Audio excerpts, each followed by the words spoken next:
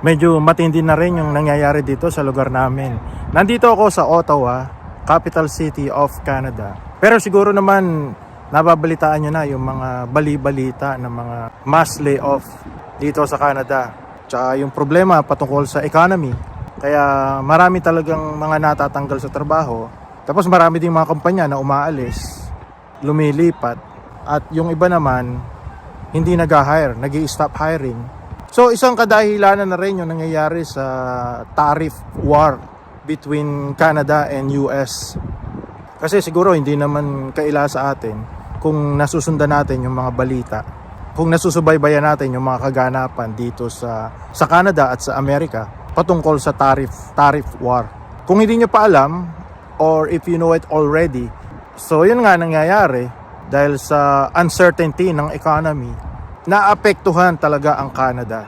Kasi sa totoo lang, ang Canada talaga nagdumidepende lang sa economy ng US. Kasi according naman sa mga report, almost 80% ng business ng Canada is US. Kaya nakasalalay talaga yung economy sa trade deals between Canada and US. So ganyan na nga nangyayari, nagkakaroon ng problema patungkol sa tariff war ng Canada at saka Amerika. So kaya naman nabanggit ko rin sa video na to kasi nakarating na rin sa kumpanya namin. Ito lang nakaraang linggo kasi originally talaga sa team namin 10 kaming employee dun sa division sa team namin. Pero nagulat na lang kami isang araw, Lunes, nagbaba ng memo, nagkatanggalan sa trabaho. Nagkabiglaan din, 2 weeks notice. So, nakakalungkot din isipin. Kasi kahit dun sa trabaho namin, sa kumpanya na pinapasukan ko, kung tutusin, pwede mo ring iisipin na safe and secured yung employment, pero hindi rin pala. Kasi talaga sa kapanahon natin ngayon, in this uncertainty sa economy, kung trabaho ang pag-uusapan. Dito sa Canada, wala talagang kasiguraduhan kung trabaho ang pag-uusapan. Especially tayong mga immigrant, di ba? Tayong mga Pilipino na nagpunta tayo dito sa Canada. Ang talagang first priority natin dito, syempre, ang talagang gusto natin is magandang trabaho. Kasi yun lang naman ang kailangan natin magkaroon tayo ng magandang trabaho. At sa pamagitan yan, kung makakuha tayo ng magandang trabaho, hi, hello, how are you? Good, you? I'm doing well, thank you. Gusto natin makakuha ng magandang trabaho para magkaroon naman tayo ng magandang kinabukasan, di ba? Yung qualities of life. Kasi yun naman talaga ang ipinunta namin dito, ang ipinunta ko dito sa Canada, is para magkaroon ng magandang trabaho. Kasi sa Pilipinas, di ba, mahirap din ang buhay. Mahirap din makahanap ng trabaho. Ngayon, dito sa Canada, yun din ang nagiging problema na ngayon. Kaya yung kung iniisip nung iba na safe yung trabaho nila, I think na they have to think again. Kasi talagang no job is safe. Especially at this time dito sa Canada. Kahit sa private sector man yan o sa public sector man yan. Business, kaya nakakalungkot din isipin kapag ganyan nagkakaroon ng layoff sa kumpanya. Kasi nagbabawas ang ang kumpanya namin.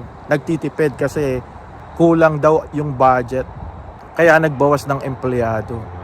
So mabalik ako dun sa pinag-uusapan natin kanina. Sa kumpanya namin, dun sa aming team, sa aming division, 10 kami.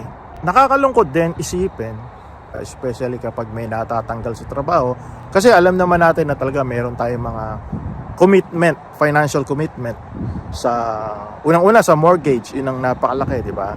Tapos mayroon pang mga car payments at bills, utilities, at kung ano-ano pa. So, meron tayong kanya-kanyang financial commitments.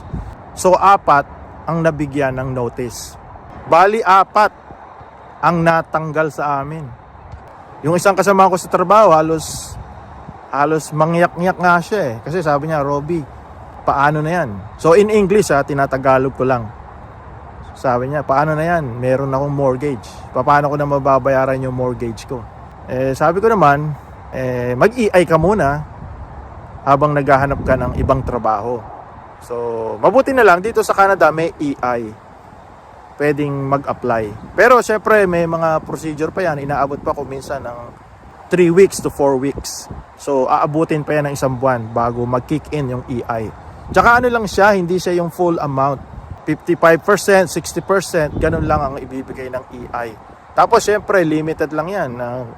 Maximum yan, mga 9 months, ganyan. Or ilang weeks. Tapos maghahanap ka na ng trabaho. Yung isang kasamahan ko naman, kasi meron pa siyang sinusuportahan na anak tsaka apo. Kaya sabi niya, medyo alanganin dahil nga meron pa siyang granddaughter na sinusuportahan. Nakakalungkot, kaya ako malungkot din.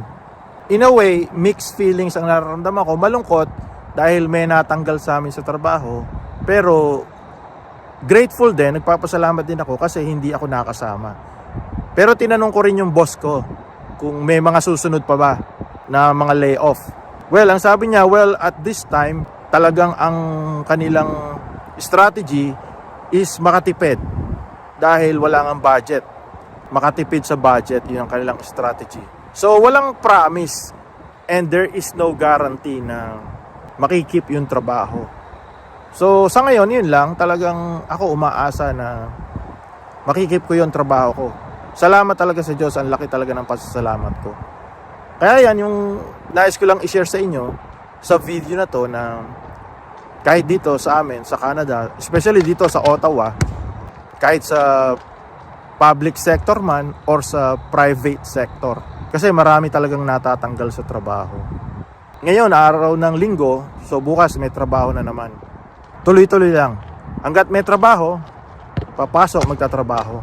Kaya dun sa mga may trabaho dyan na nandito sa Canada, pagtiisan natin, pagtiyagaan natin yung ating trabaho. Kasi nga, mahirap makahanap ng trabaho ngayon.